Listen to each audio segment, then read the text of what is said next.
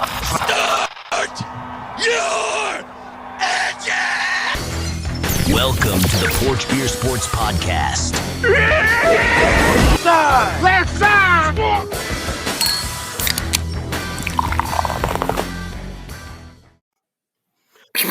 Don't call it a Finger comeback. guns. Welcome in, baby. Been here the whole time. Week Garrett, 11, Oh, episode 7.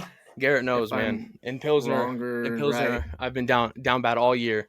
Yeah. I'm coming back. Even though we made a trade yesterday that benefits me pretty heavily, and I play Garrett this You all week. two are the only ones trading in the league. Yeah, it's I look every fun. week, and it's just both you two going back. No one offers me trades. Oh, shut up, dude.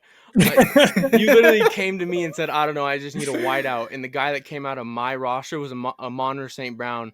And you're like, yeah, you know what? I think I'll just keep. You wanted Jonathan Taylor. I don't have any other running backs. You got to give something up. You could have added one of my running backs in the trade. And you were like, you know what? I'll just keep K9. two Pacheco. quarterbacks that have the same comes bye back. week. That's what I'll do. That sounds right to me. Well, I don't really care about like strong quarterbacks, honestly. I'd say that too if I had I Jay think you Daniels. get. All right, sorry. Dog, bro. I'm coming at you. I'm coming at Dog, your dude. throat right All now. right, I'm coming at yeah. your throat right now. Let's get to it. Like I said, welcome in episode 7, week 11. I say this every week pretty much, but it's crazy that it's week 11 already. Yeah. Dude, come on, man. That much It's closer just- to missing playoffs. I can't Yeah. wait. Yeah, dude. Yeah, I know it's just sad, man. I love it. Like, I know when I July just have an starts. addiction watching football. When man. July starts rolling around and it's like spring training's about kicking off, there's some like free agent moves that have happened. August rolls in, there's preseason, dude. It's like walking on sunshine, and then like all for to be a Patriots fan. We have 3 wins right now, but it's I guess Hey, man, what's wrong with 3 wins? right. I would say there's a tale of two stories, brother. I mean, the Cowboys come in, you guys are Super Bowl hopefuls, and then we're not favored to win a game. We have the same record right now. Yeah. I'll be honest with you. I think the Patriots might finish the year stronger than Dallas. Yeah. I think there's more hope in New England right now than there is in Dallas. Oh, dude, you'd think we have It's sad. Jackie Robinson at quarterback, dude. I mean, Patriots fans are hyped to see touchdowns. Better than whatever freaking. Yeah, let's start it off right now. Okay. Start off with our weekend review. We're gonna start it off as we're already on this conversation, pretty much. Yeah, Cooper Rush had 45 passing yards. Yeah, through 2 the entire fumbles. game. Yeah, 2 fumbles. We had 1 on the goal line. Zeke really pissed me off. Okay, so and then you can't see with a wide open pass. Thanks, Jerry Jones. You being a Cowboys fan, what do you think is the issue? Like, what's your opinion on why you guys can't get it done? Because It's a lot. I think it's honestly it's just not something. In my opinion, it looks like it's not just one thing to blame. It's like our defense has struggled all year. We were one of the strongest defenses last year by a long shot. Yeah. We can't stop the run to save our lives for the most part. We've gotten a little bit better. And it doesn't help that we've had injuries. Micah Parsons did come back this week, but just doesn't matter, dude. It didn't it doesn't matter. Like any team we play, they can move the ball, and then it doesn't help now that like our offense wasn't really doing much anyways. We can't run the ball. Or the basics of just like football. Like if you can't stop the run or you can't run the ball, the meat and you're potatoes. probably not gonna, dude. You're not gonna win games, in my opinion. Like you need. I mean, it's just basic football. Right. Yeah. I mean, a team can run the ball on you And to constantly. me, you're screwed. a team that can't stop the run, and Gerard Mayo kind of came out and said it the other weeks, is that you're soft. You just kind of lack some leadership. You lack that dog mentality. You guys to me seem to lack a true leader. Yeah. Like Dak doesn't really seem to be a leader. Your other star player, CeeDee Lamb, seems to be upset. I think there's just a lot going on. There's just a lot going on in the organization, and I think it's starting to come to the point where I think everyone gets so mad on the Dallas Cowboys and they talk crap out of them because, in my opinion, it's because I think everyone knows that they should be good. We're not just an organization that I don't want to throw Raiders fans under the bus, but every year when they start not doing good, that's just what happens, Right. Everybody else kind of expected that. Right. And I don't know. yeah, there's something that needs to change. There's definitely pride within being the team. Like it makes me upset. Like I've always thought that I'm not just saying this because I'm a Cowboys fan, but like I just feel like if you think about the NFL, like one of the teams you do think of is like the Dallas Cowboys. Is like Sure. and like a lot of these guys, I don't think are like they take pride in like they're a Dallas Cowboy. Like No. Right. Well, when you watch him play, it only seems like there's like a half dozen guys who actually want to win. Like, and then it's just a bunch of guys just playing football, which is fine. But like, because you see it with CeeDee Lamb, he's clearly a guy who wants to be in, he wants to win, he wants to play. But it's Yeah, just absolutely. it Right, doesn't it's like- matter. He could run the Christmas routes you want, but if you're throwing 45 yards, even if he catches 21 of them, who cares? Right, You know, exactly. it Like it what doesn't make what a difference. what There's football nothing game happening.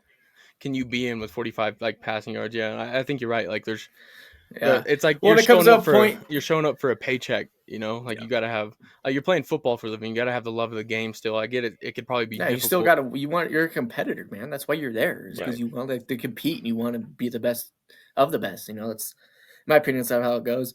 But then we can review, and I was starting off at the Cowboys and things, and I think as this kind of on the same subject that we Oh, were. one second, one we're second. talk- Can I tell you what I just jotted down about the Cowboys about the weekend interview? How I started off was Cowboys suck. Good on Dak for having season-ending surgery to save some embarrassment. That's pretty harsh. It's pretty harsh.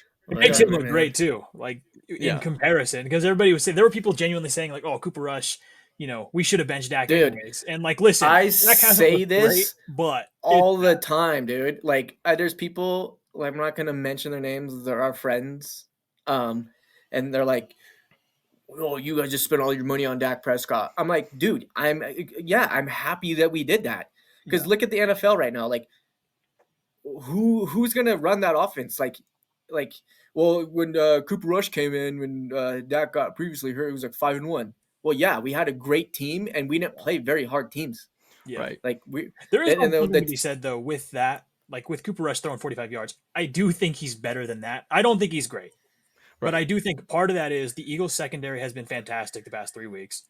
Their defense has Right. really stepped up. Their whole team is better. It's also, that those are teams that know each other well. So like that's not Right. a great match as is.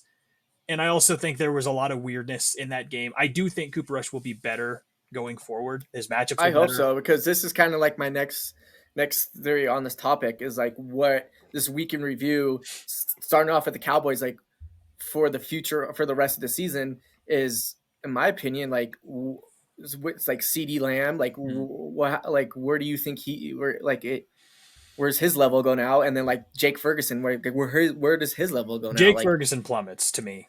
Yeah. To me, it becomes one of those teams where it's a Malik Neighbors, where it's one guy worth the shit, nobody Right, else. because I mean Dak Prescott, I agree with you, Tim. I think he's a good quarterback. Like as NFL standards go, I think he's pretty good. There's like issues in the playoffs and everything. I mean, is he spectacular? yeah, Like, he definitely has his moments, and Right. they've been when he does, and it's seems like the last couple. but him, 5 years, but it's Dak been a Prescott bad getting the time. ball to Tolbert compared to Cooper Rush getting the ball to Justin Tolbert is significantly two sides of the story. Like how is Cooper Rush going to go in there and then? Like he doesn't have a running back. He has CeeDee Lamb and he has Jake Ferguson, who is still in like a young tight end who Yeah. Dak knows how to use. I don't know. Like does Cooper Rush use him the same way? It's just a shitty like situation to be Right. Cooper Rush. It is. It's a shitty situation to be a Cowboys fan. I'll tell you that. Well, and But, who would you take? Like if you're ranking, where do you put CD? Where Yeah. do you Who do like you? him in relevancy? Like I can tell you, me personally, I still like him a lot. He's never going to be that top 5 guy that he was for sure, but I still Yeah. think he's probably. But they tried to. Well, In this maybe. and in the game, they they were trying to feed him the ball, like Yeah, and I to think have he'll any be the kind of focus. hope. Like we need to feed him the ball, like Yeah. like this little simple end arounds where you just give him the ball, or little tight end pop screens or anything, or tight end or wide receiver pop screens like that. Like Yeah. we're gonna have to like try to feed him the ball. So Right. Yeah. I mean, like I don't think it's just not gonna be what a lot of people drafted him for. No, Right. no, Especially at the definitely not. number. I mean, At the number 2 and 3 pick in the draft that most people probably took him this year. So So I mean, if are you taking in fantasy wise? Are you? I mean, Garrett Wilson over CeeDee Lamb, obviously. Yes, no. We'll get to that. That's Okay. complicated because that's complicated. Probably. Yeah. Well, Probably. this thing about that. I think I would. But anyways, Yeah. continues with a week in review here. We had I felt it was strange, man. I felt like there was I feel like it was like a lot of these key players that people had like didn't have great games. Like we'll go the Vikings and Jaguars game. There was an extremely weird game. It was a horrible game. Yeah, I was so pumped. I Okay, had believe it or not, that was a Mac Jones masterclass. That was his. That was him to his best ability. Dude, he ran in the end zone at the And- beginning, and I was wondering, I was like, am I actually going to see Mac Jones cook right now? No. so it was an interception. Yeah. But yeah, dude, JJ, how many receptions? I think he only had like 5 or something. It was low. I don't I know was- the exact number, but it I was was. low. I mean, it was like from the rest of the season, it was significantly different. I was looking at that earlier. 1 second, I can. But his over and under for that game, what Vegas had him on was like 92 or something. Right. Over 92 passing yards or something. So receiving yards. he had 5 receptions. And I almost took that. Yeah, C5. He had Yeah. 5 receptions, 9 targets, and 48 yards. I mean, at week 1 he had 59 yards. Other than that, he's had over 80 every time. Here's the thing, But though. it That's was- the same amount of targets he always gets. Like, Right, that's yeah, not yeah. a change in targets. Like, Just what the it type was of a- targets. It was just a Exactly, yeah. bad. It was just a bad game all around, other than like defense wise, I guess, because like Mac Jones is Mac Jones and Sam Darnold look horrible. And I'm gonna take it. Might be my fault. I decided to. So I decided I have in one league I have Kyler Murray, and last week he just got they won, but they didn't. He didn't really do much like for fantasy wise. Okay. And I was like, whatever. So I picked up Sam Darnold because he's been balling, he's decent, you know. Well, and playing the And, Jags, I can understand. where And you're playing the coming from. Jags, did it, exactly. yeah, I'm like, he oh, did it. and I pick him up and he gets me like 9 points. I And kept hearing Kyler people Murray's sitting say, on my bench with 30. yeah, I kept hearing people say like, oh, you should pick up Sam Darnold. He has these crazy high projections. But for me, I just know who Sam Darnold is, and Right. I just don't Yeah. play bad. Well, players. you know, I was because Kyler Murray hasn't, cause like he's been decent for fantasy wise this year, but he hasn't like always like he's not putting up the great numbers every single Right. week. but I he think has he's his number- off the weeks. He's like number 7 or something like that, but he has those huge games like last weekend. So I pick him right, up there. and then till this week, Sam Darnold was absolutely like you Yeah. start him, you're getting probably at least 17 points or so. Yeah. So I know, and I kept like it took me so long to finally do it because I was the same fact. It was like, okay, he's Sam Darnold. Like, when is he gonna do this? Like, become Sam Darnold? Like, Right. who we knew, you know? Right. But yeah. Well, but anyways, I yeah. also made that same mistake of benching Kyler for Aaron Rodgers, who ended up with 4 fantasy points. And I mean, another like weekend interview, like, dude, the Jets, man, like, Yeah. what's going on there? It's so. I mean, I can imagine being in the franchise. That's probably so frustrating because you look roster to roster, and not to just be the Patriots fan that brings this up all the time, but we have the same record, and they have like a significantly better roster. Yeah, Devontae Adams dropping touchdown passes. It's kind of weird. Yeah, Yeah, it's weird, man. Garrett Wilson was pretty quiet. Well, the whole team. Right. I mean, it was just ugly Yeah, football. it was. I know. I totally agree. But That's- There's a lot of, like I I- said, there's a lot of ugly football. I around. do think I know it's pretty down bad record wise and stuff, but I do think the Jets are one of the teams with the record like that can get it and turn it around. You know, like I think they can go on a winning streak. They have a better chance of going on a winning streak than like the Dolphins do. Like with Tua back, I think the Jets have a higher chance of actually making it in, cracking into the playoffs and making Yeah. some noise. We can talk about that game too. That Monday night Oh, game between the dude. Dolphins and the Rams, man. That was Like, one of the what worst was games I've ever that? seen. That was I hated it. Yeah, me and it was Garrett another defensive showdown. me and Garrett were texting each other, and I was like, dude, this is like terrible football. Even from Matt Stafford, like it's something that you don't see from Matt Stafford a whole lot is like ugly football. Like he misses Kyron Williams wide open in the end zone. He's making mistakes. The whole team it was just the ugliest piece of football that had a somewhat of scoring that I've ever seen. Yeah. Yeah, Kyron Williams didn't get in the end zone. Yeah, that's well. He That's didn't last crazy. week either, which is crazy. But the bigger thing for me that was driving me crazy is play calling for the Dolphins, and that's what I think it is because people keep talking about, oh, Tyreek's not performing. I think they've just figured out their offense. It's a lot of times you see this with rookie quarterbacks when they come in the league and they have this success, and then next year they suck. Right. Anthony Richardson's a perfect example. When you figure out a player, they kind of just like fall apart. And I kind of think that offense has completely been figured out. They just cloud too high. And then the Dolphins will run halfback dives first down almost every time with undersized running backs who are speed backs who should be running counters and outside runs. They don't do it. Right. Then They're behind the sticks every time. 2nd and 12, 2nd and 13. They insist on running halfback screens to Achan rather than getting any chunk plays. So then they get Right. to a 3rd and 12. Tua does not have the accuracy to convert those downs because they just try to get the ball to their speedy guys to break away, but the defense is just waiting on them. They don't have to cover you. You're not running any offensive schemes that bring anything elaborate. There's no crossing routes. There's nothing going on. Right. It's just Right. having Waddle and Tyreek on the outside and saying run, like It's I think such a bad like there's offense. a reason that their most efficient player, like Jonnu Smith, has been making the most I'll noise say, because he's a tight yeah. end that has some speed and some skill that no one's really like used to, so they can use him. But you can't just have two streaks going or deep No. posts going and then hope for it to pay out, because it's like the offense when the Rams made it to the Super Bowl that year and were lighting up the scoreboard, and then the next year they weren't very good because it doesn't take NFL teams that long to figure out an offense like that. Like, I mean, the Patriots did it in the Super Bowl, but like you get figured out fast. And Mike McDaniels just doesn't seem to have the answer for being figured out. And it's so annoying because that team has so much talent. Yeah. They do. And their team, They do. when they get down, they're not coming back. They have no, like, when you watch him as a coach, there's no fire. Like, when you see Dan Campbell, he's never out of the game Right. because he wants to win so badly. I don't think Mike McDaniels he doesn't have any of that. He's just, Dude. No, Just I there. agree. I agree. Yeah, I agree. As we continue and you talk about Dan Campbell, man. And another what the heck game too, man, was Yeah. But, I dude, mean the line that Sunday night game, the Lions and Texans, man. How do the crazy it's nuts, man. You throw 5 interceptions, you still win the game. yeah. yeah, well, dude, there was, I can't remember what the Lions' biggest deficit or whatever, but the Texans didn't score in the second half. And I mean, it was when they were Happened to their down. last 5 out of 6 games. Yeah. Oh, yeah. That's crazy. Like their offense honestly looks very poor too. And I mean, they could use Nico Collins coming back, but I think it's something bigger than that. I don't know. I think you'd like to say play calling efficiency, just like, It's the same thing we just talked about the Dolphins. They watch CJ Stroud play. This is what I think, at least. I think CJ Stroud has, in a lot of ways, still is great, and I still think he's a talented guy, but I think they're going to have to change. Like, I think they know what he does, and they've yeah, just schemed to it. Now, every team's played him, so they know what Right. CJ Stroud does. Now, in And I fairness, he think looks good at the beginning of the year, so maybe this is purely a Nico Collins effect. right. Yeah. maybe. I And think, it doesn't help. Diggs is out for the rest of the year That doesn't too. help either. And he's been struggling.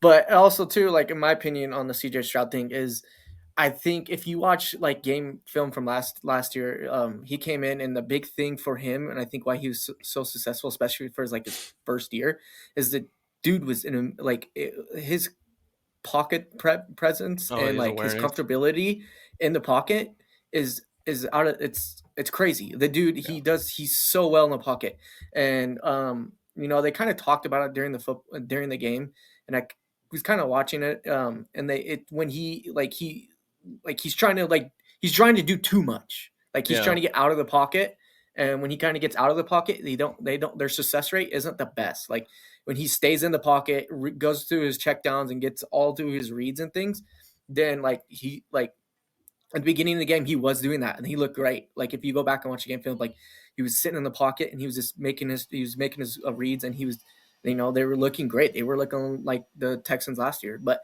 it was an odd game. And I think a lot of this was too, because the beginning of the year too, like they had Joe Mixon and clearly Well, he was out for a while.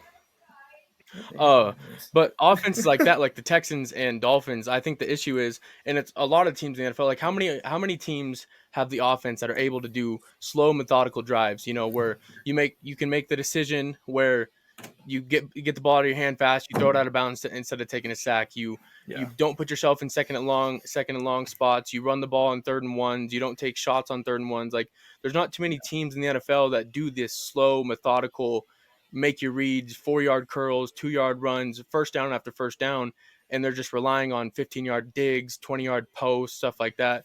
The efficiency is just, I don't know, just not there for most teams. Like I said, they're just counting on bigger plays rather than just playing football. Sometimes you got to go to a script. You got to have your plays that that work, meat and potatoes. You have to be able to run the ball, do the things that are simple and easy instead of just trying all this complicated shit. Well, and you see that with a Yeah. lot of these quarterbacks recently. Too, as a good example, Will Levis is probably the best example of guys. They just don't throw the ball away. Like Right.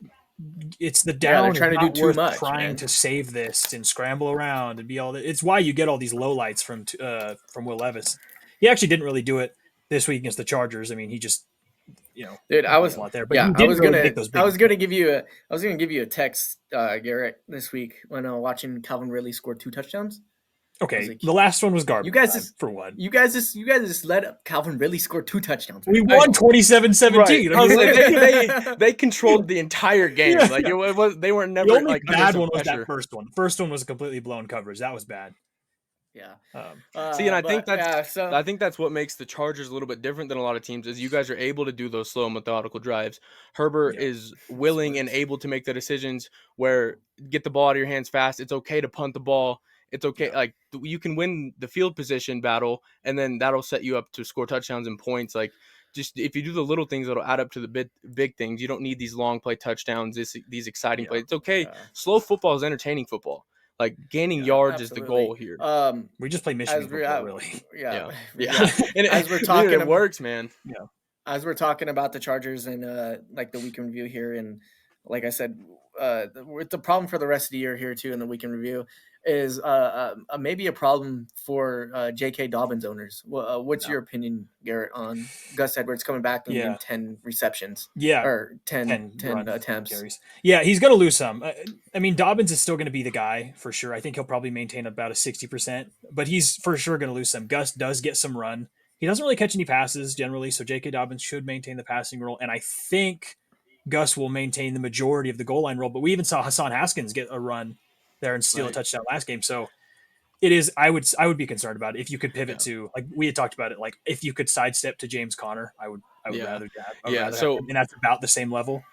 Yeah, me and Garrett have been talking about it. So I own Dobbins in 2 leagues, and the only thing that is like keeping me safe, I have been trying to like ship him out and stuff, see what I can get for him because I don't like having like the only dual backfield that I'm okay with having is Monty and Gibbs, but Edwards and Dobbins, it's a little sketchy just because of like the 2 different play styles and stuff. Like JK, he's not a like crazy receiving back to begin with, but he is the pass catcher.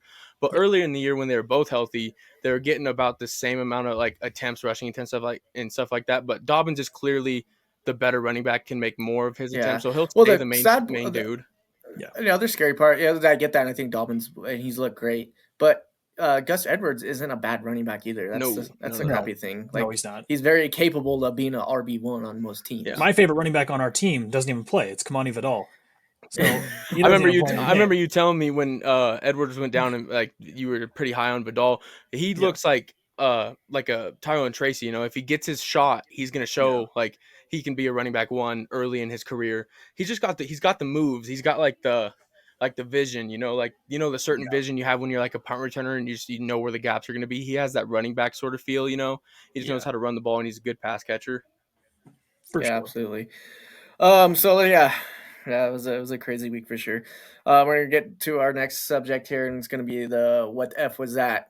Or the what the fuck was that, dude? Whoa, dude. So mine what the fuck is, I mean, for one, the Bears franchise is just full of poverty, man.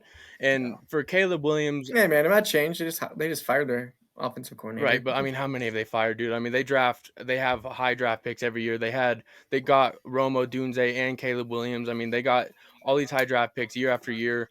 Nothing changes, and when you see Caleb Williams, I can't remember if it was a sack or something like that, but he ends up on the ground. He got sacked 9 times. You guys sacked him 9 times. Yeah, but and for the Patriots to do that, we have a decent defense. 9 sacks is astronomical. That's a lot. Yeah, that's a lot. He had gotten hit, and then he's on the ground visibly upset, like mad at something, coaching, players, whatever. And then a Patriots player comes over and picks him up and taps him on the head. Yeah. Like, you as a Bears offensive lineman or anybody on the team, you can't be letting that happen. And it's not like the Patriots player was just there. Like, he ran up to him to pick Caleb Williams up. Like, why isn't that a Bears guy coming up to him to do that? It's a culture issue. You see it in a lot of teams. We talked about the Jets having it.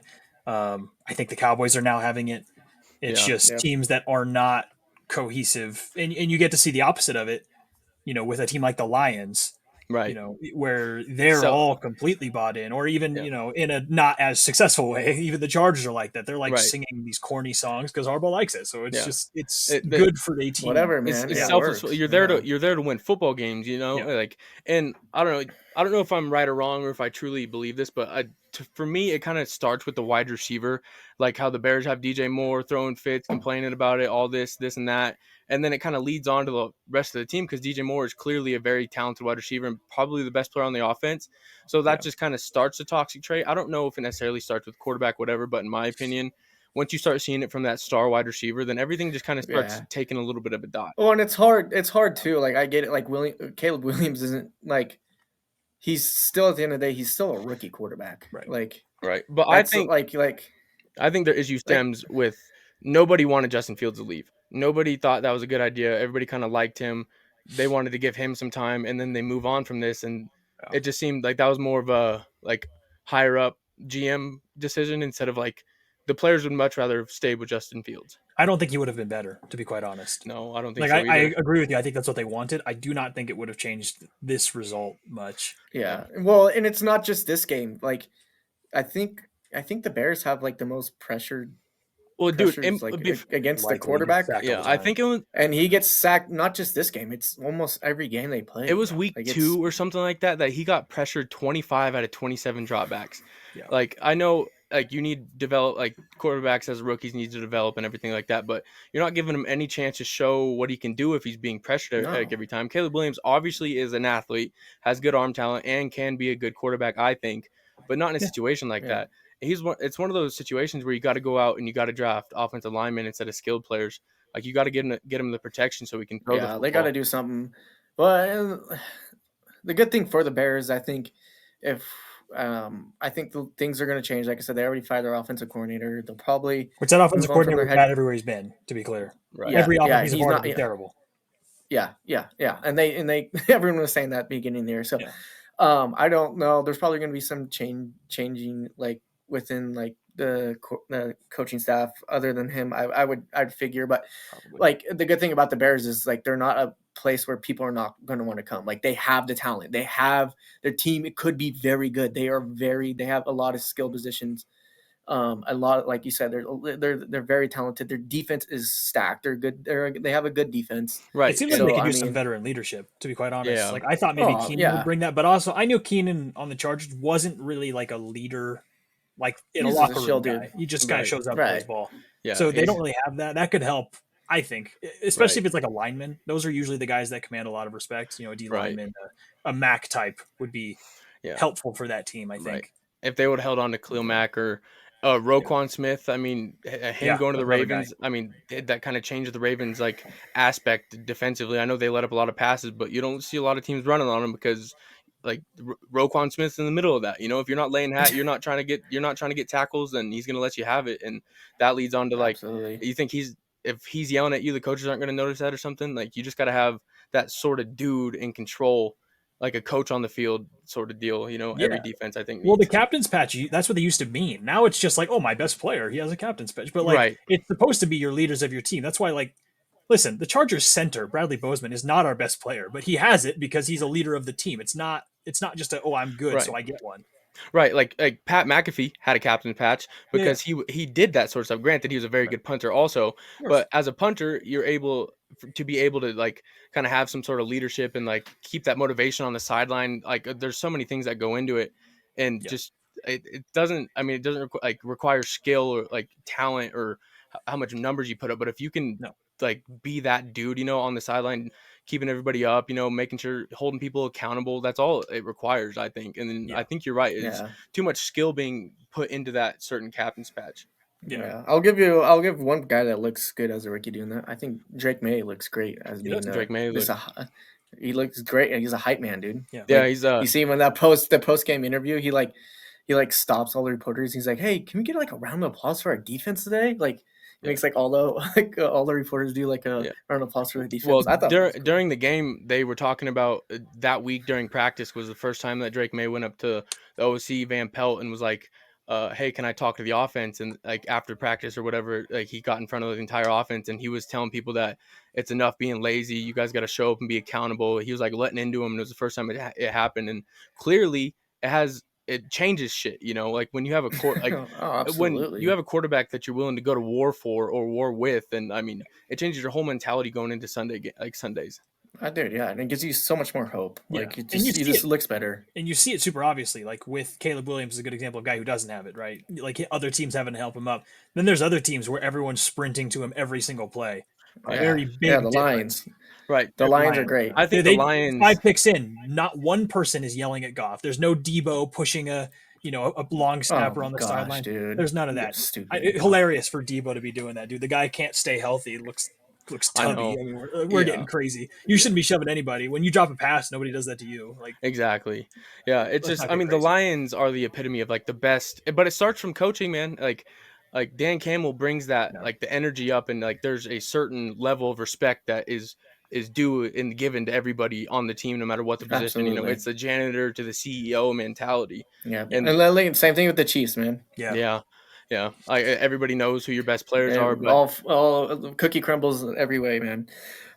So my what the F moment is just as we're talking about the Chiefs is dude, what kind of crap are the Chiefs doing? Taylor Swift doing some weird spiritual devil dances or something, man. Like I like it's starting to come out more that like they actually did watch the little game film on like if they are kicking a field goal to win the game, like who are they going to bull rush? Of course. And they found the guy that gets every every single week when gosh darn it when the Broncos play or they kick a field goal, there's a guy, and I believe he's number 54 for the Broncos or something like that, that when he gets almost every like kick he's laying on his butt. Yeah. Well, and your job is kind of to do that, but you're supposed to, the whole methodology of being a guy who a field goal blocker offensively speaking is die slowly. Like, you're going to die. But you have to die slowly. You can't just lose balance instantly. You have to hold your ground, die slow. Right. He dies very quickly. Yeah. Very man. quickly. What a bad rep to have. Like, game winning field goal. No, don't worry about it. 54 is on the field. Like, he dies quick. Yeah. Yeah. But also the crappy thing too is like it's coming out and like it's kind of like it's kind of been all over my like Twitter feed, X feed. Like I've seen it multiple like times. Like they're like the Chiefs actually watched their game film and then they're just throwing like game film of this dude like they're kicking field goals and he's just laying on his butt every single time. It's a significant part of the game. Like that's why the Chiefs in a lot of ways are better than a lot of other teams is no teams put focus like the kind of focus they do on every aspect of football. Like to completely ignore an entire third with the special teams aspect is so foolish. To just say like, oh well, it's secondary. It's not. Like that's a big part. The Rams only can score in special teams, so like clearly it's important. Right. And like you look at and they won them the game, dude. Right. Yeah. And you look at the best teams in history or like the best teams that are like clearly ahead in the NFL, like the Ravens put some like emphasis on special teams, the best teams of all time. They put a lot of like Matthew Slater to have a guy like that on the Patriots for that long makes a difference year to year. Like to have a good special teams every year. I mean, that's field position. That's not letting kick returns go like get deep on you. It's just not having your field goals blocked. It's just those little pieces of game of the game that like add up to wins. Like if you're teams that put a lot of emphasis on special teams and it being good tend to have more, I mean, obvious take, but like have more success. But I think it is kind of like a forgotten thing nowadays. Yeah. Yeah. No. One good thing about the Cowboys, I would say, we probably have the best special team return man in the league. And you guys, I mean, we're all big football fans here. Turpin's a dog. And it's nothing. I mean, there's a few things that hype me up like this, but watching a punt dot go to like the half-yard line or go out of bounds at like the half-yard line or someone save a punt like pretty sick to save it at the 1 or something like that shit gets me going. Like that's a good football play. Well, yeah, that's pretty much it. If you look at it's going to be like a wasted down or a wasted drive for them. Right. They're more likely the team's not going to do nothing. They're just going to punt the ball back. Right. I mean, you're probably going to have decent field position. Like how many options do you have at the 1 yard line? You know, like no, you really don't. You want to take that shot unless you have Derrick Henry on your team. Yeah. Dude, that guy going to the Ravens, that changes the entire rushing aspect of the NFL, dude. That team can run the ball like no other. It's pretty crazy. Yeah. And then, I mean, Justice Hill is not a bad running back either. You know, so when he comes in and gets some reps to give Derrick Henry a break, it's not like it slows down a ton. And then Lamar can just take it and be like, oh, Action Jackson, fastest man alive, you know. It'll be interesting to see how they match up with the Steelers defense this week because, you know, that's a divisional matchup. Mm-hmm. That's a team that knows them. It's going to be a good game. Dude, yeah, Ravens the Steelers, as good as their defense is, they're not that great. I mean, they're middle of the pack run defense. They're not They're Right. like Okay. very good against the pass. They get a lot of pressure in there, but Lamar's also, it's a lot easier to go sack He's somebody, Lamar. Yeah. on Yeah. Aaron Rodgers than it Yeah. is I Lamar Jackson. I could see that Thing. them going 1-1. I think the You think? Steelers will win one, and I think the Ravens will probably win one. Yeah. Yeah. In my opinion, it's just usually division games. how Well, the they go. Ravens defense But is disgusting. Yeah. I mean, it's awful. It's bad in every way. Jamar Chase, the Bengals in general just ate him up. Oh. That was disgusting. Jamar Yeah. Chase generational game. That shit was crazy. Yeah, Jamar Chase averages like 48 points against the Ravens. I mean, it's disgusting. Right, and it's like if you Holy watch his fuck, touchdown, Oh, you watch his like receptions and touchdowns. He's not doing anything special. He's just running No. routes and then taking No. it to the crib. Like Marlon Humphreys has crutches out there. I mean, they can't do Oh. anything. They are horrible. it's so Yeah. weird how the Jameis Ravens. Winston cooked them. You saw it. Yeah, that is true. It's so weird how their pass defense is so piss poor because I talked shit, and then they're going to lock up the Chargers next week. But it's just everybody be cool. I hope Yeah. not. Yeah. Let's see. Yeah. Garrett, you got a what the F moment from this last weekend? Man, there's like a lot, but mine's probably just I think the Jets in general. They were a team. Maybe I'm delusional. I still am confused. I'm a little confused. I mean, I'm not confused as to why it's happening because we've talked about it. The culture's not there. I don't think, even though I'm a guy who I really like Aaron Rodgers, even now, I do think going public and talking about even when it was Mike Williams is foolish. Yeah. Like that's got to be something you deal with yourself. That's not we come out here and bash our guy. surprising. Even if he does suck, even if he wasn't on the red line. Okay. So Right. like that doesn't determine the whole game. So I don't really care. Even if he was in the wrong spot, you saw that. Like don't throw Right. it there then. I mean, I hear it. Like, yes, it sucks when your guy's not in the right place. But going on to this week, I mean, they got absolutely dominated. The Cardinals have been a sleeper team. They've beaten good teams. So they are better. Especially at home. Yeah. Right. So they are a problem, but they're not that Yeah. much of a problem. Right, I mean, especially like you'd say the weak point of the Cardinals obviously is their defense in it's supposed to be. yeah, and I mean they did everything right or the Jets did everything wrong or like Yeah. it was just it was surprising, Like I started Aaron Rodgers in fantasy assuming that he was going to have a good game because the Yeah. Cardinals don't have some crazy defense, but there's The just Cardinals are something well coached also. Yeah, that is true. Is part of it. what's They're it- very disciplined. They play complementary football. The Jets do not. The Jets feel like three separate teams that all just Yeah. take turns, whereas Right. the Cardinals feel like a very cohesive team that does play together. And Right. you can see it in the success. The Cardinals are very much probably a playoff team, and the Jets, barring a win out, which I delusionally think is still kind of possible, but Yeah.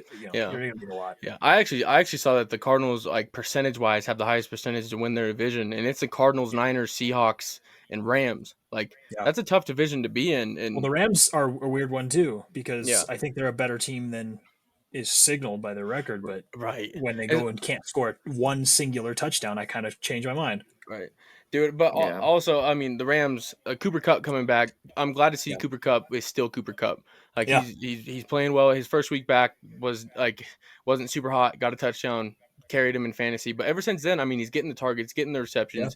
He's not slow on his routes. I mean, and he's 31, so like he's obviously healed well. It's just staying healthy. But that's anybody. I mean, anybody can get injured any Sunday.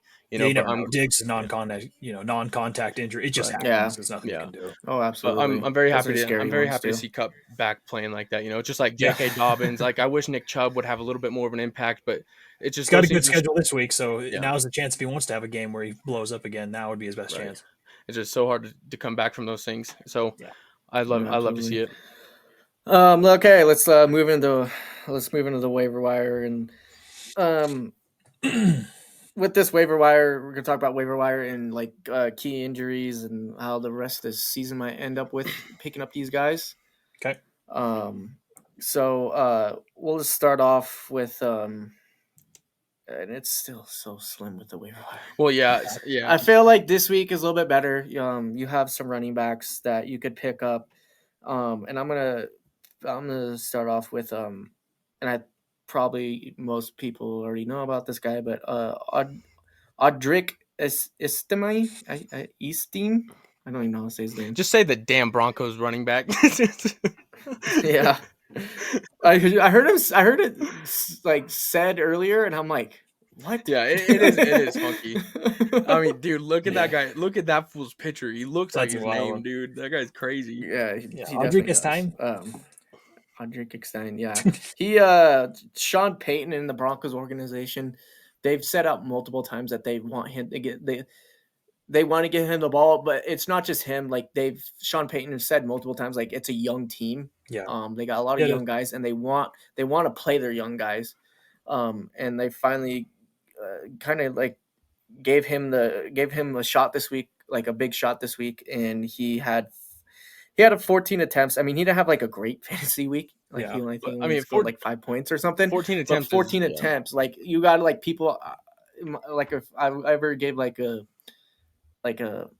tip on fantasy football is don't look at what they score every week. Look at their attempts as a running back and look at the receptions as a wide receiver. Right. And receptions and targets. Unless it's obvious that they just can't do things like DeAndre Swift before unless they're like Gus Edwards last year on the Ravens where he's getting the ball 4 times, but he's getting 3 touchdowns a game. Right. But that only runs out so far. When you're touchdown dependent, it's not a good thing.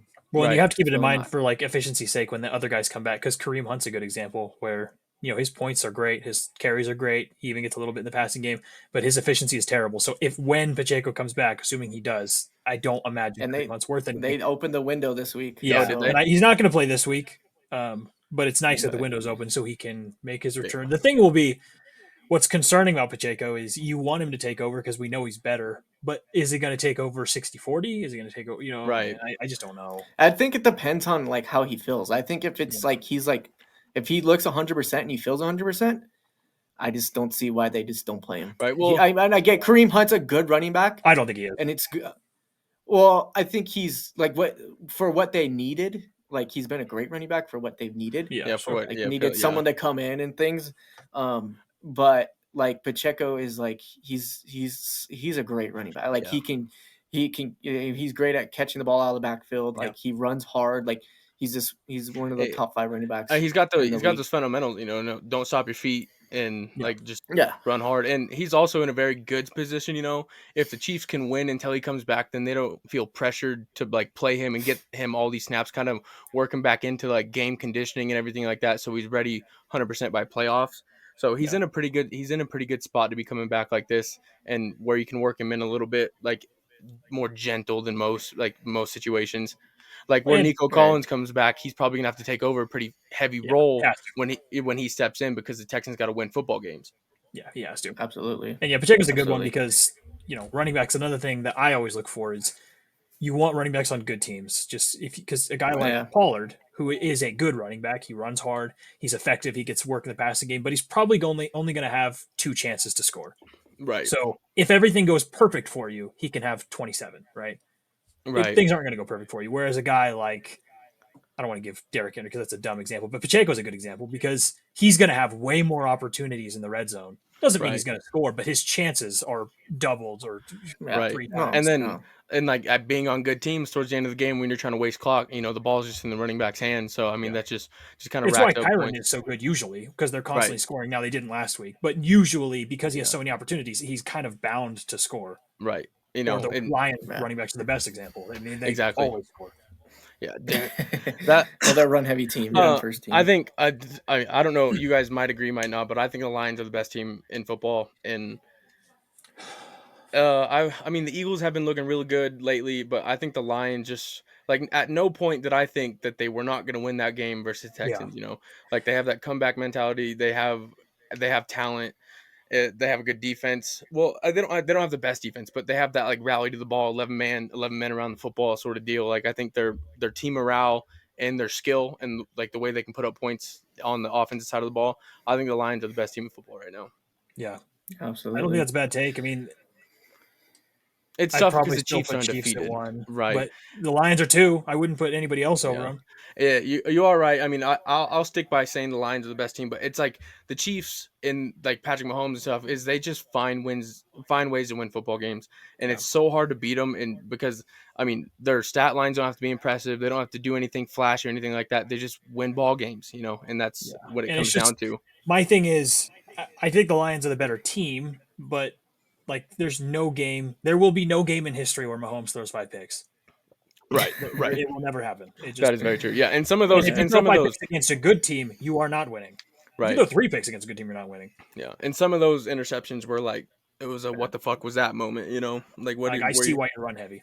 Yeah, exactly. Like Right, I see why you re-signed Monty, and Yeah. then you guys are gonna And have people were Gibbs. talking like Goff's MVP season, and he was looking good. He wasn't even having incompletions. I'm kind of seeing why. If you run that heavy, everybody's wide open. And Right, not to mention you have, a really good tight end. You have Amon-Ra St. Brown, even Jameson Williams when he's back. So you have all these talented guys, so they're open. right. And he Yeah. was throwing 21, 19 times a game, which is really Yeah. not a lot, and they're No. pretty not very difficult throws either, So No. especially where you have a running back like Jahmyr Gibbs, where if he catches the ball 5 or 6 times, that's gonna add some pretty nice passing yards to yourself because he's a very good pass catching running back. Yeah, and you don't really have to Yeah, worry about absolutely. the clutch third downs because you're usually not in those situations. Like the Right, 3rd and 10s, those aren't happening. right. Right. A lot of third and shorts, and you got both those Yeah. running backs. I mean, pretty hard to stop David Yeah. Montgomery on a 3rd and 2. And I mean, they got a damn good Yeah. offensive line too, run behind Penei Sewell. Yeah. But and I think to kind of go back to the waiver wire, I think like we were talking earlier, Gus Edwards, if he's on the waiver wire, gets a lot of attempts. His projections compared to J.K. Dobbins is crazy. Gus He's is at not like startable like with Dobbins going. I can't. I mean, unless you're in a right. really deep league. Yeah. But if Dobbins does go down and you have Gus Yeah. becomes a clear number one, and you're not really taking a step back. I think Dobbins is a more talented running back, but Edwards is going to get the same amount of attempts. Like I think it's almost sixes when there's no Dobbins and it's just Edwards. Just like how it was no Edwards, Yeah. just Dobbins. I think you almost get the same thing. I think so. So, At least for a Edwards couple is of weeks. he's only rostered in 28% of sorry, what leagues. was that, Garrett? You talking about Gus, Tim's? Yeah. Oh, Yeah, I was saying for the Chargers for Gus at least. So if Dobbins was to go down, Gus would become a workhorse at least for a couple of weeks. Now the only question would be, somebody would take his role.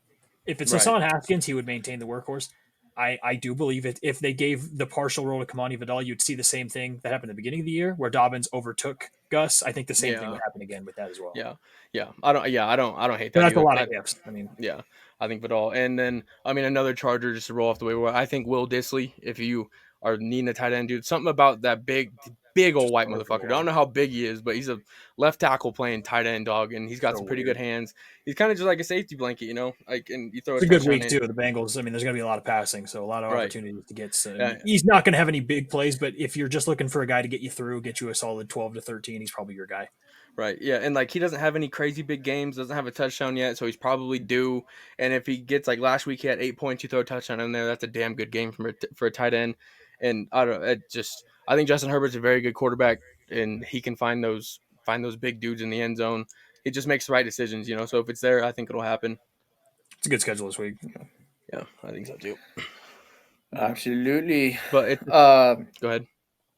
oh, you can talk. Oh no, I was just going off of like it's hard to pick waiver wires because it's all pretty like clean pick through. So Yeah. It is. Well, what I want to talk about this waiver wire this week too is like some of these guys, like for the rest of the season, like what, as you're picking these guys up, like who are you picking up because you think it's going to be better for the rest of the season? I actually had unless you have one. My bad. I didn't mean to cut you off like that. No, you're good. And like that's why it's hard with the I don't know, like the Broncos running backs. I just don't know. Like he clearly outsnapped Williams this week. Yeah. I don't have a ton of but, interest like, in him outside of a dynasty league. Right. Like dynasty would make sense because I think he will take over the lead role and be a big deal in years to come. But this year, right. I don't think the Broncos are talented enough to warrant that. I think the way Bo Nix plays, a lot of their touchdowns come from outside of the red zone, from the way he Yeah. throws the ball, and then even when they're in the red zone, he steals a lot of the rushing work. And for a running back, if your quarterback is going to steal rushing work, you need to be a really talented guy, and I don't think he warrants that. And the Broncos aren't in the red zone enough to take that risk. If you have a James Conner like Kyler stealing a touchdown, that's fine. But if you're Right. dealing with Audric Estime, I don't think you can have Bo Nix stealing touchdowns and feel okay about it because the touchdown's only going to get you to 13, 14 anyways. Right. Yeah, I agree. Absolutely. Yeah, no, I agree. I got a guy for wide receivers, and this is he's probably rostered in most of the leagues. Okay. He's rostered in 73% of leagues, but if Juwan Jennings is out there, and you need a wide receiver, or you have room to just kind of store someone, I think Juwan Jennings is a good guy to pick up. I think for the rest of the season, I think the Niners are starting to look better at throwing the ball. Their offense is just starting to come along a lot better. Brock Purdy looked pretty dang good against the Bucks, in my opinion.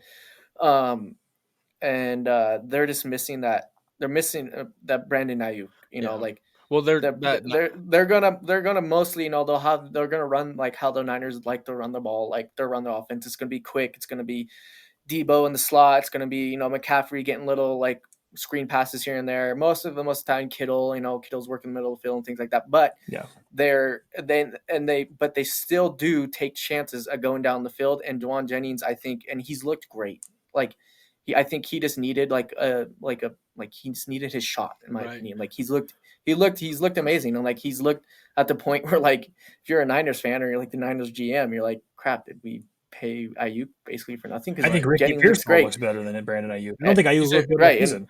Right. Yeah. And there's another guy too. If Pearsall's out there, I would pick him up. It's going to be hard because it's going to be a little bit hard for Pearsall because I think they just have to spread the ball a lot more. Yeah. Well, with the Niners are so. But if one of these guys, sorry, I was going to finish. But if one of these guys get hurt, like Pearsall is like his role steps up a tremendous amount. Yeah, and that's what I was going to say. Yeah. The Niners are so injury ridden. I think Kittle was questionable again. Debo, whether like he just gets injured or just doesn't want to play, because sometimes I feel like that's kind of the way he goes. But watching some, like when Ricky Pearsall was getting these like end arounds and stuff like that, he looks like he does what Debo does, but a little bit better. Like I think if he gets his true shot to take that Debo role, I don't know if he'll take it from him just because the Niners have a lot in on Debo, but I think Ricky Pearsall, if Debo goes down, Juwan Jennings kind of like becomes that wide receiver type. I think Purcell takes over that Debo role, and I think he is pretty solid there. Like he looks good with the ball in his hands, running it or catching it, and him coming back from getting shot, he hasn't had a whole lot of opportunity, but I think he's played pretty well so far. The only thing with Niners is there is a little bit of like maybe you should temper expectations, not because they're not a good team, and Brock Purdy ranks like top 3 in air yards. Like it's your receivers get a lot of downfield passes. But CMC is going to steal majority of these touchdowns now. He gets it in the passing game. He gets it in the running game. So it's just something to consider. When Juwan Jennings had his big game earlier this year where he had all those touchdowns, you're just not going to get that for anybody. Right. Even a guy, me personally, I'm probably alone in this, but if I have Kittle as like tight end 1, personally, if I can pivot, like I would, it sounds weird, but I would rather now switch over to Kelsey because most people I think would take Kittle number 1 over everybody. The only reason I say that is I just think that CMC is going to take, and with, Debo being more healthy and these receivers kind of, I just think he's going to lose a little bit. I still think he's top 5. I'm not saying anybody should trade him. I'm just saying if you could switch to like one of the Brock Bowers to the like McBride, I might do that, or McBride. Yeah. Because I think his usage could go down a little bit because CMC dominates that offense. Yeah, I agree. Right. I think CMC, I mean, that it's not like he like requires so much because of like the player, like the player is, it's like they need to give him the ball because of the player that he is, he's just so effective, and it's like he has to take over those chances and those opportunities because he's just so much better with the ball in his hands than like the majority of the people in the NFL. So like, and even last week the coach was like, "Oh, we wanted to play him more," and like he played a ton already. So I don't right. He's like, "We're just giving him red." Like, what? Yeah. So before we move on, you guys have any like key waiver wires pickups and I guess this season? I guess a defense. This is just looking at my waiver wire. I was kind of having like issues like dealing with it. But if you want to run a defense, the top one for me is the Dolphins against the Raiders, which I didn't love because the Dolphins defense isn't like something shocking to me. But the Colts against the Jets for me kind of stands out just because the Colts can take the ball away, get interceptions and fumbles. And if the Jets are playing the way that they have been playing, I think the Colts defense could actually be sort of your like steal of a flex play because they're pretty far down. They're only projected 5. But it is kind of sketchy with AR, like Anthony Richardson coming back, because their offense will be less efficient. But I think the Colts have a decent shot at least getting you points. I'm not going to say they're going to shut them out or anything like that, but I do think they can get turnovers and get you some sort of fantasy points compared to, I know the Raiders aren't the best offensive, but I just don't like the Dolphins defense. I don't know. I maybe couldn't even give you reasons why, but I don't think they showed Go ahead. What about for the rest of the year? Honestly, like if you have like the Chargers if you have the Chargers, like I had not too long ago, made a trade with Garrett. Garrett has the Chargers, and I don't see a reason to kind of get away from the Chargers. You can play like matchups. Like, are you playing them this week, Garrett? Yes, the Bengals. No. Yeah. But just because the only 2 really matchups they have coming up where I'm out on. Timmy's gone. Is Ravens and Bengals. Those are Yeah. kind of two that I'm like, I don't really love it. Which is kind of why the defense I went with this week, I picked up. They're only 19% taken is the Rams. I hate to go against the Patriots, sorry, but No. I don't blame you.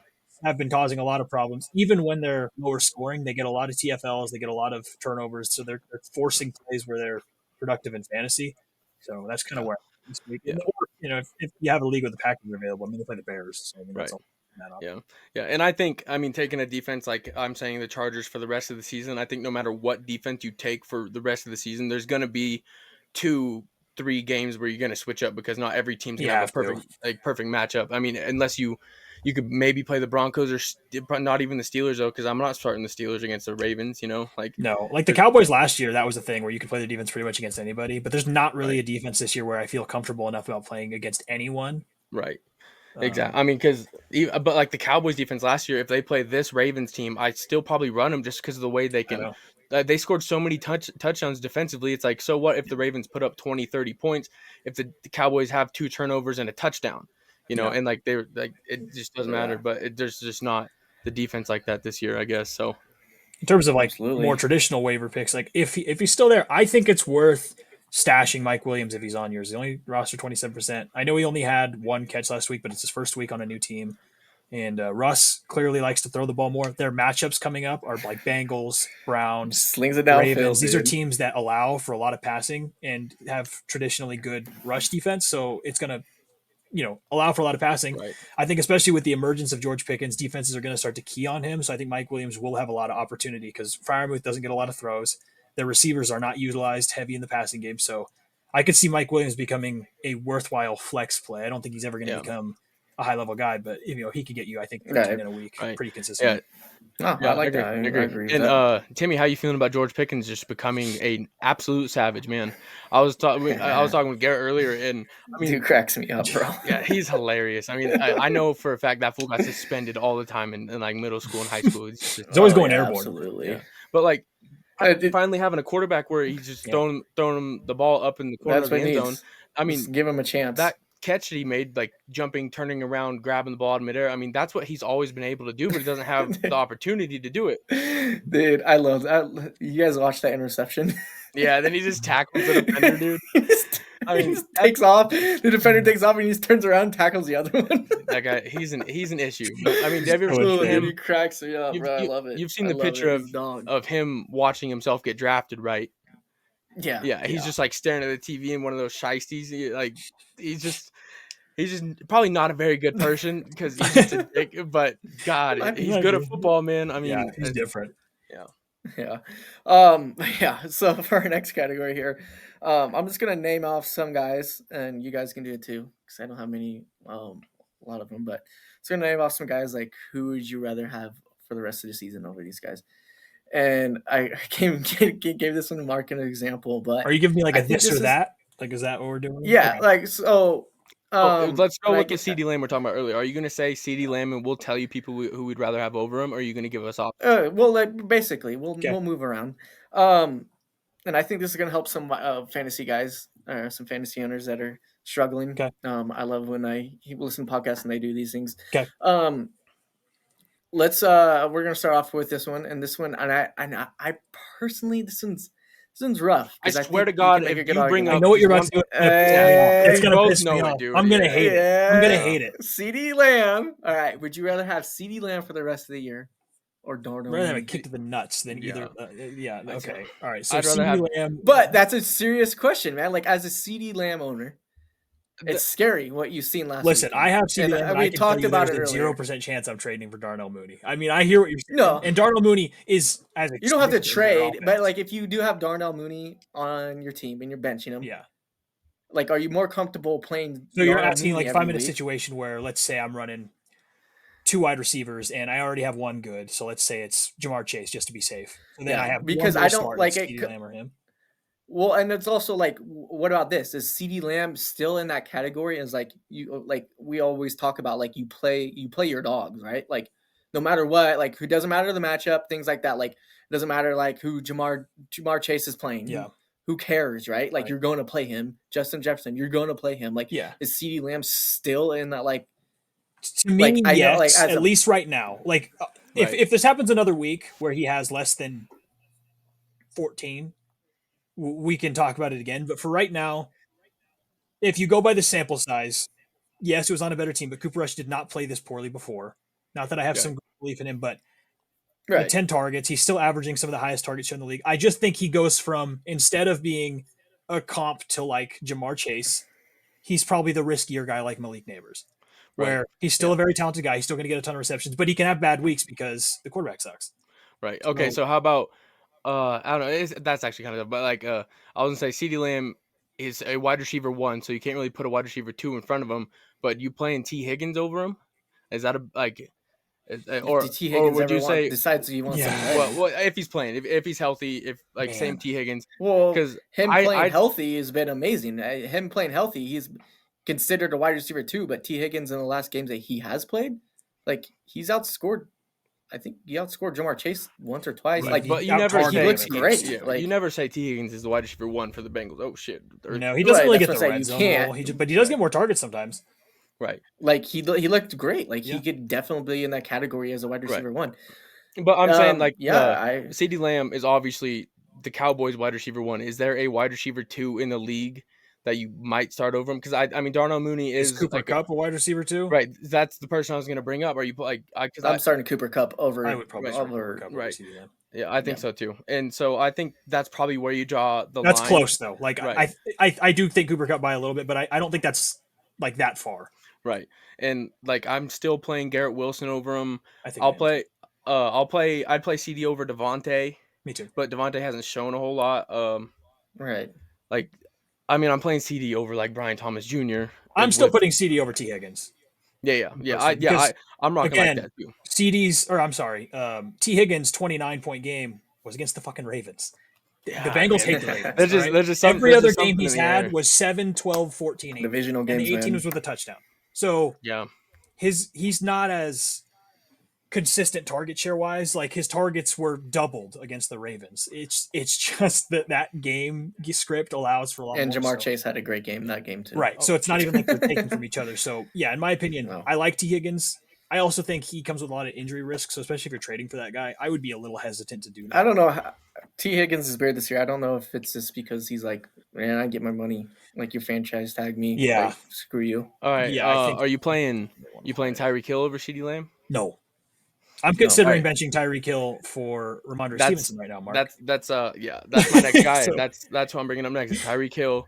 Who are you playing over Tyreek Hill? Are you playing DK Metcalf? So let me pull this up, Timmy. So I have a league. Yes. Where I have 2 running backs guaranteed to start already. I have Mixon and Jonathan Taylor, right? Locked in, locked to go.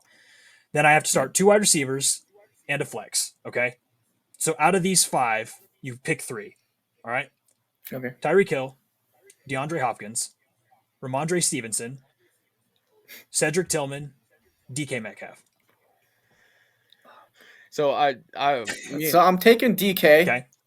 And I'm gonna take Ramondre. Okay. And see, that's the next one. So then the next one would be either Tillman, Hopkins, Hill, Tyreek, or technically Josh Downs, but I kind of removed him because AR is starting. Yeah.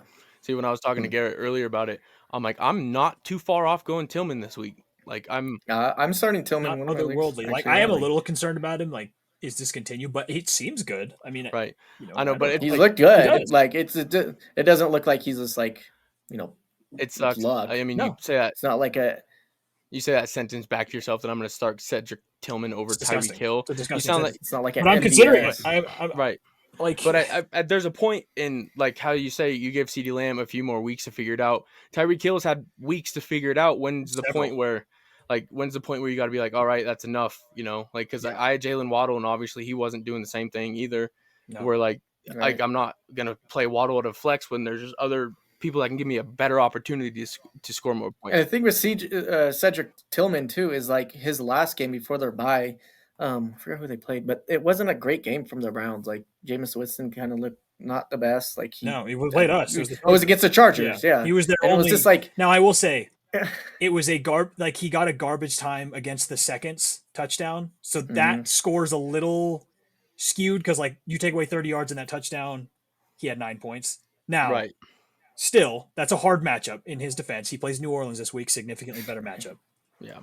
Right. But I don't know. Like, and people are saying like, "Oh, Tyreek Hill was fine." Tyreek Hill this last weekend, if he didn't score that touchdown, you would be like, nothing. "Why'd I draft this dude?" Yeah, nothing. I'm thinking that with the touchdown. He's still. Yeah, it's true. I mean, the guy with had the 3 touchdown. catches. I mean, it's Right. it's just not been good. Even the past 3 weeks with Tua back, 13, 12, 12. I mean, it's just not. And like, so I think I drafted Tyreek Hill at number 5, and I think I handled that situation probably the best that you possibly could have, like selfishly, a little cocky, but looking back at it, like I traded him as soon as Tua went down, and I probably seemed like a madman at that point, but like I knew, like for a fact, that Skylar Thompson coming in, Tyreek Hill is no longer that X factor. He's still a good player, but they just can't get him the football like how they're supposed to. And now something's just a little miscued. Like there's just something. Go ahead. Yeah. Tyreek Hill or George Pickens rest of the year. Rest of season, George Pickens. Yeah, honestly, I think see that also sounds crazy, but I think I'm going George Pickens also, man. Yeah. CeeDee Lamb, George Pickens. I'm still gonna go CeeDee Lamb for now, but it's close. I might go Pickens just because It's close. Russell Wilson, They feed him the ball a lot in the red zone. It's close because George Pickens is probably gonna have more chances to score, and he is skilled. My thing is just I am a little bit of a talent guy. Like, right. George Pickens is great, Yeah. but CeeDee Lamb I think is like top 2 wide receiver, Super talented, top 3. Like, absolutely. so it's hard for me to, because Tyreek's a little bit weird. Tyreek's talented, but he doesn't have, like, when you watch him play, it's kind of just speed. Like, he has good hands, but he's not like that guy who I think of wide receiver talent. He doesn't do the things Jay Jettas does or Jamar Chase does or even George Pickens does. Right. If you watch, I got one. Tyreek Hill or Cortland Sutton? Tyreek Hill. I hate Cortland Sutton. I played him once. He got me 0. I won't play him. I'll play no one. That's a better one than I'm making it sound. But like I'm taking Tyreek Hill just because I also started Cortland Sutton. He had 17, and then the next week I think he gave me 2, and the next week he had 15. I started him again, gave me 0. So I have a vendetta against him. But that is a lot closer than you'd like to think it is. But here's the thing, though. It comes down to what you're playing for. Like, if you're playing a guy like Cortland Sutton, you're electing to say, I want a guy who's going to get me in the low teens. That's what I need for my week. Tyreek does, despite the way he's looked, have the potential to blow up like most players don't, just because he can have that one big play. Jaden Reed is like this, where he has the potential for a big play. So you have to kind of decide, would I rather take the boom bust guy? Like, probably the highest tier of this is Saquon Barkley. He's the highest grade of a guy who I'm either going to have 30 or 12. So would you rather have a consistent 18 or 30 or 12? I could kind of rather have the 30 or 12. Right. Yeah, that's kind of how that's the okay. If you're talking about boom bust guy here, sorry to cut you off. No, you're Mike, good. But Calvin Ridley or Tyreek Hill? Shut the fuck Tyreek up, Hill dude. For me, yeah. Calvin Ridley. There, you're not even getting good. I know he got 2 touchdowns last week, but you're not even getting good quarterback play there. So not only are you taking the less talented guy, you're also committing to Will Levis. I'm starting Cortland Sutton over Calvin Ridley, dude. And that's saying I like something. Tillman rest of year better than Calvin Ridley. Shit, I might like Jerry Judy rest of the year. I'm not super high on Calvin Ridley. I think if you have Calvin Ridley, that's a great sell. Yeah. I would go move him right now. Right. Because without touchdowns, he's yeah. just not going to get enough, I don't think. Point. If you have Calvin Ridley, he's given you not many, but he's given you a few opportunities to go and sell high. And if you haven't done it by now, then you are responsible for his lows. You deserve it. Yeah. Right. Okay. We'll get away from wide receivers for a second. Juwan Jennings or Jake Ferguson? Whoa. That's a team need thing. Probably Juwan Jennings. I'm not huge on Jake Ferguson. To me, it's kind of hard to go wide receiver, tight end, just because wide receivers, like. I didn't mean to say Juwan Johnson or yeah. Oh, Juwan Johnson. Oh, I'd go Jake Ferguson still. Yeah. I go Fergie. I might go Taysom Hill over him though. Yeah, man. That touchdown got called back. That was stupid. Yeah, because I just think, and he's another guy. You're just gambling. You're gambling on touchdowns. But and at this point too, the Saints don't have anyone. No. Right. Well, so they have MVS they made. He had 3 catches. Who did the Saints play this week? He had a Rashid Shaheed game. Who do they play? This week plays Cleveland. Who did they play last week? Whoever the Saints played. They played the Atlanta. They played the Falcons. When they play the Falcons. So they played the Falcons. Yeah, right. They upset them. Yeah, but the Falcons made MVS. Yeah. Half of these people probably don't even know that MVS is on the Saints. Right. The Falcons do have a poor secondary, but that not that. But they made him.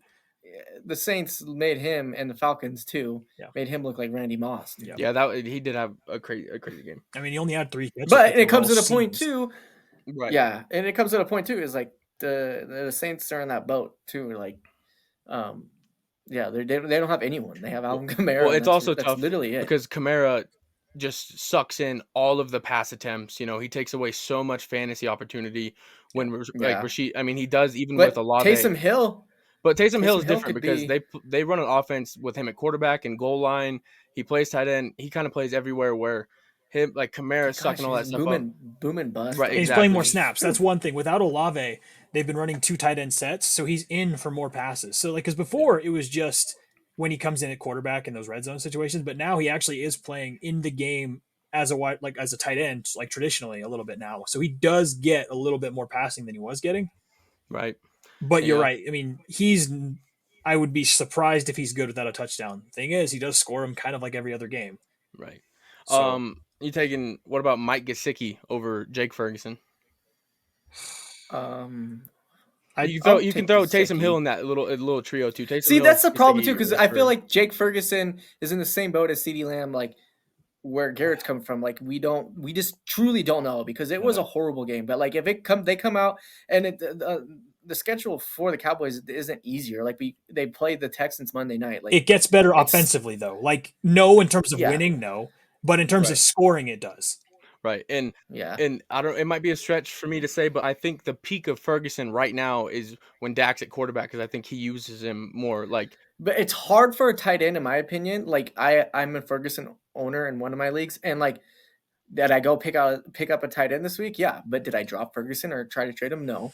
Yeah. I'm gonna hold on to him, because it comes to the point where like tight ends for backup quarterbacks or rookies or whatnot, they're always a safety blanket. And it didn't look like, and he like it was horrible, like it was just horrible all the way around. But Ferguson didn't like hold on, let me look up his stats here for a second. Go on. So, but I think okay, I want to say go ahead. Sorry.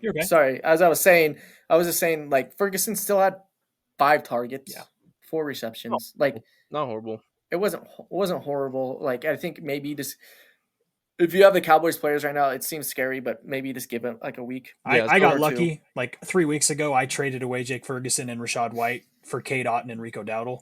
Nice. So, and then after that, I traded away Rico Dowdle and with like a small piece and got Ramondre. So I got rid of all my stuff. So I feel pretty good about it. Yeah, but yeah, that is pretty solid. But to me, Ferguson, like I have Tucker Kraft. Before when Dak was playing, I was trying to trade Kraft for Ferguson pretty much. But now I think I'm sticking with Kraft over Ferg. I don't think I'm willing to make that move anymore. I mean, granted in that league I have Ingram, and like I would have traded Ingram for Ferg too, but now I'll hold on to Ingram and Kraft for Ferg, like instead of going to try to trade for Ferguson, just because of the scary thing too, though, right now for at least for the next, like they've already ruled out Trevor Lawrence, like he's not playing this week. Right. Yeah. So you got to. I'm making and it's same boat as like anything, like without Trevor Lawrence, you're not. Don't start. Well, without Trevor Lawrence, I'm not. I don't know. I'm skeptical. It's not the talent of Ingram and BTJ. It's Mac Jones being the backup. Like I have Ingram and BTJ, and with Mac Jones coming in, I don't even know if I start either of them. And BTJ is like wide receiver 11. You could maybe start Ingram. No, absolutely. Because the way their offense is structured, he catches a lot of like flats, but you're really just playing PPR merchant at that point. I don't think you can play BTJ because his whole offense is deep routes. He runs across the middle, and I don't think Mac Jones can deliver those balls. Yeah, and I think Ingram. I think his like chances of scoring those bigger tight end games where he was one of the only capable ones, I think they kind of like disappear for the most part. So I'm going to run Kraft because he can score those bigger games. Granted, they're not as often, but I'm going to run Kraft. Kraft is a very boom bust guy, which most of the Packers are, unfortunately. Right. Yeah. Going back to CD real fast, I was thinking of this: Jaden Reed or CD Lamb.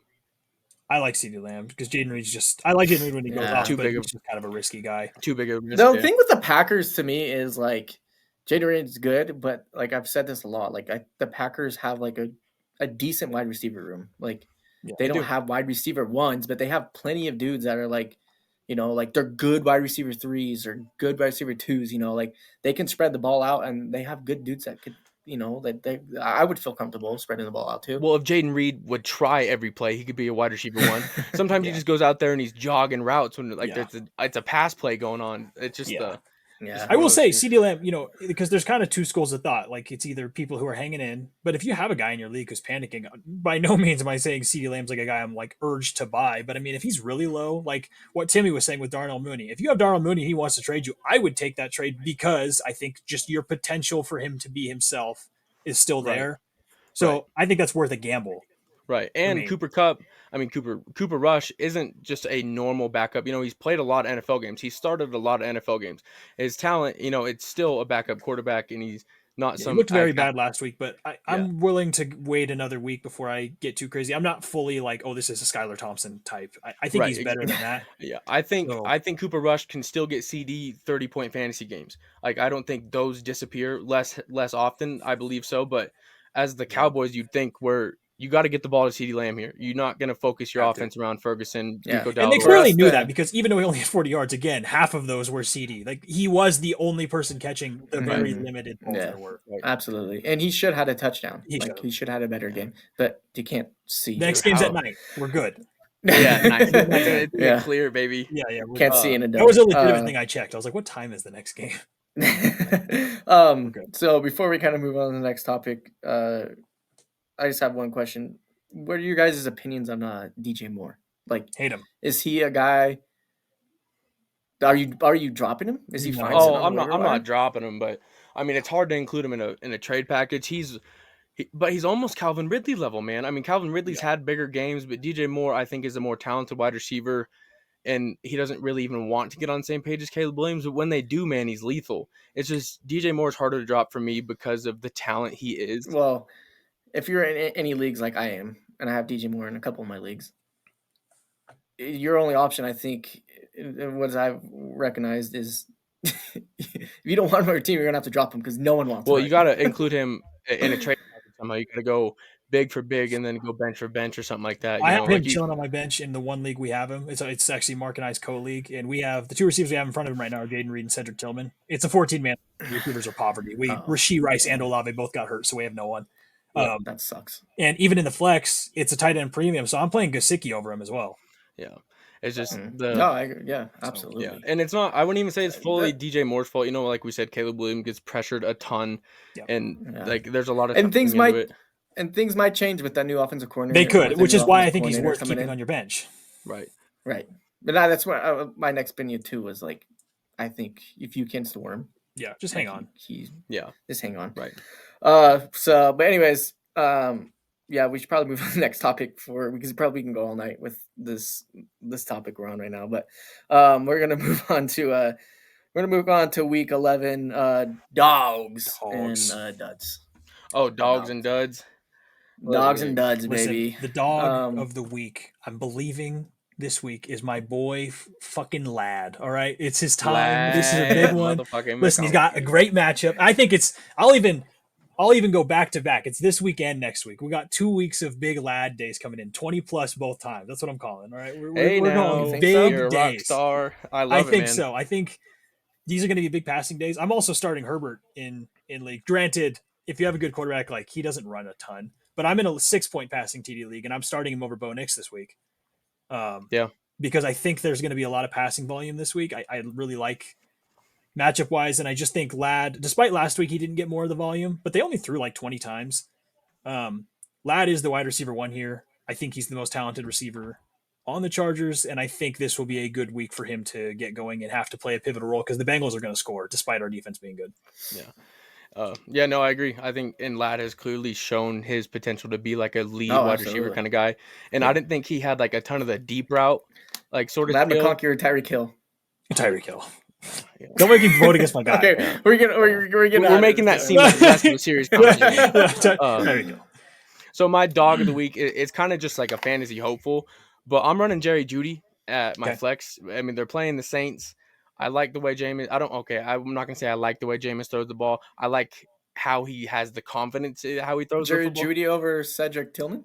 No, I don't. I'm talking my fantasy team in specific. I like Cedric Tillman over Jerry Jeudy. Yeah. Like I'd run Tillman over Judy for sure, but my dog of the week, my fantasy hopeful dog of the week, Jerry Judy, I'm running him over. Like I'm gonna sit Ingram, Waddle, DJ Moore. Like I think Jerry Judy. I get it. Yeah, and he's had This is so I get it, but and this is kind of gonna go into my dog of the week, but with Waddle, I know Waddle. I just like they just been looking horrible, but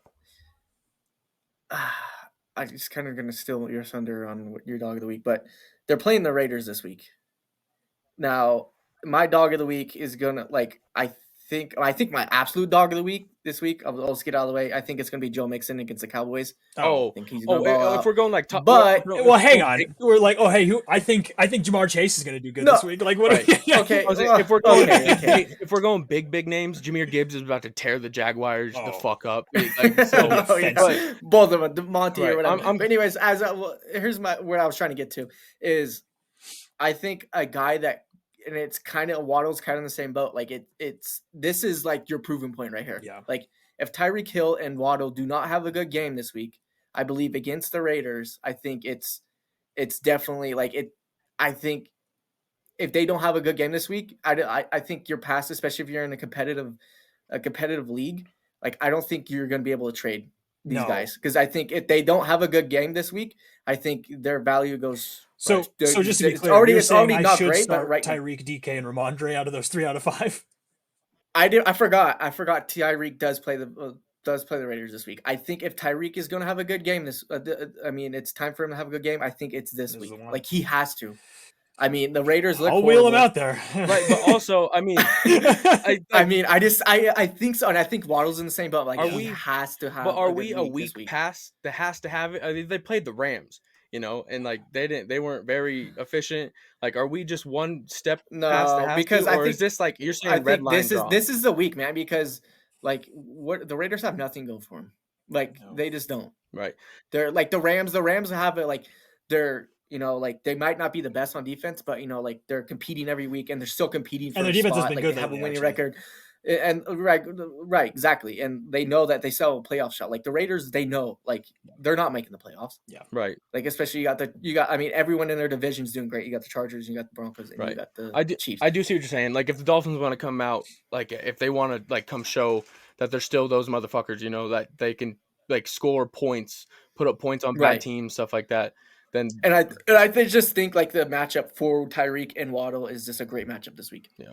No, the Raiders are a horrible defense. Yeah. And for what the Dolphins have or whatever, I think that, like I said, that's my opinion. But I think if they don't have a good week, we'll next week when we're next pod, we'll yeah. And but the crappy thing, like I said too, like if they don't have a good week this week, like, and you're like thinking about trading them, like. It comes to the point like maybe you should, because more likely they'll have a good week. More likely they'll have a good week. Well, I think and if they do have a good week, you can use that and you can try to get a higher value when you do trade them. Because I think you should trade them. Well, in order to trade them, you're not gonna be able to trade them for anything right now. And for trade value, you need them to have a big week this week. Because even if they do bad this week, I don't think it goes lower than really what it is right now. Because that's true. But if they do, it's going to be right. It's nothing. If there is a lower, there is a lower. Then like you couldn't package Waddle and DJ Moore for a pack of cookies or something like that. Like you couldn't do anything. But so I don't even really want those guys on my bench just because it's going to waste space. Like exactly as bad as that sounds, that I would pick them up if they were on waivers, but I'm by no means going out of my way to put those guys on my bench. I'd rather just have handcuff backs for the most part. Right. Yeah, I agree. And then like, so I had just, I'm pretty sure I had just dropped like Keon Coleman because he's out this week. I needed a spot on my bench, but like they do bad again. I'm almost taking the Keon Coleman over a Waddle or DJ Moore just for the up chance, It's a good offense like, at least Josh Allen's going to move the ball. Exactly, and like the quarterback thing and absolutely. Sorry to cut you off on that. No, but you're good. I don't think we got to your duds of the week. Oh, my dud is going to be Josh Downs for the Indianapolis Colts. I think he takes such a hit with Anthony Richardson. I think he is still the number one. It's just that offense is less efficient. They run a whole lot more with Anthony Richardson, and I think the only person on the Colts that's worth like starting fantasy is Jonathan Taylor, just because he's a workhorse regardless. And I think he even takes a hit without Joe Flacco. Yeah, he does. But I think he's still fine. He is fine. Yeah. but he does take a little bit of a hit. As you're talking about Josh Downs, I saw this funny video earlier. And it was this guy. He's like, things that I wish I would have done than drafting Michael Pittman Jr. He's like, having to get tackled by Ray Lewis 40 consecutive times, running a half marathon in my own house, taking all of Shakespeare's words and transcribing them to a different language. Jeez. I just thought it was funny, dude. I'm like, yeah. I can't blame him, man. Can't blame him. Yeah, so my dad, Josh Downs. Yeah, no, they're the wide receivers. That whole team just goes to shit. Yeah. If you want a high end dud, come back to me. I'll cook something up. Who I think a high end guy is gonna suck. Unfortunately, might come up. So we already kind of talked about mine. Like I said, I think a realistic dog of the week should be Tyreek Hill. The absolute dog of the week, I think, is Joe Mixon. And I said that, but Breece Hall might be up there too. Finally, he might need a game. He's not getting enough touches for me.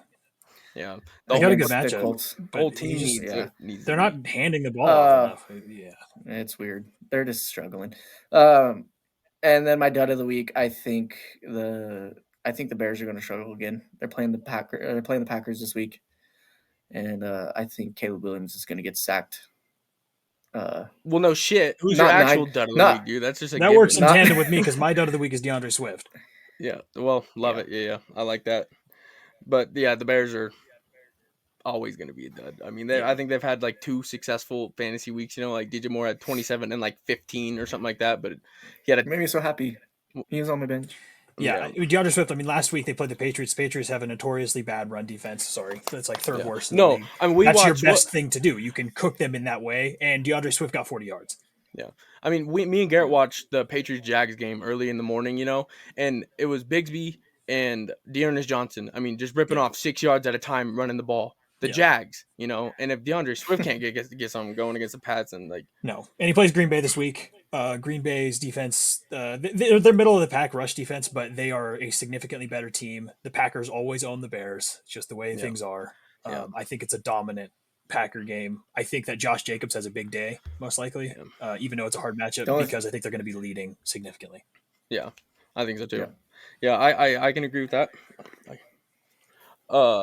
Another dud, Zay Flowers against the Steelers, I think. Think so? Yeah, I think if the Ravens, it's going to be tough, but they're going to have to stick to what's worked for them. Steelers can shut down run and pass. They have a pretty good defense, but I think in order to beat the Steelers, that run game's going to have to really get going. I don't think Zay Flowers is going to have enough of an impact to win them the game, so I think he's going to end up on the dud side of things. Yeah. Absolutely. No, I agree. But yeah, that's pretty much it. We got what we wanted to get covered. It was a little bit of a long podcast today, but it was another good podcast. Last little question. Football talk. Who do you think's the highest scoring fantasy player this week? Oh, in total? One singular guy. The most points. Let's go no quarterbacks counting. Jahmyr Gibbs. I really think he's going to have a hell of a week. Okay. That could be possible. I want to say Joe Mixon. You want to say Mixon? But I think I just think they might have a little bit more success. They can throw the ball. Yeah. So they might throw the ball a bit more. Yeah. But they throw it to him, so I don't know. Yeah. I'd go CMC this week. I think it's his return game. I think he gets 30 plus. Yeah, I like that. Yeah. But hey, I mean, hopefully you guys learned something. Hopefully we got some information out there. I feel like there's a lot of conversation. Take what you want. Yep. I mean, take what you want. Don't what you want. And usually whatever we say on here, it has like actually sort of been happening, but last minute me and Garrett will be talking and we totally switch things up. We fuck everything up. We go overthink. We go away from what we were doing and then it doesn't work for us. So if we would just a lot of people's problem. So if we would just trust your gut, man. Well, that's my gut talking Sunday morning before the game or Saturday night. So but if we use the worst is when you start putting parlays on these players. Oh and you're man. Like, crap. Yeah, I mean it gets rough. Yeah. Pain. Thank you for listening to the Porch Beer Sports Podcast. Follow and subscribe for weekly content.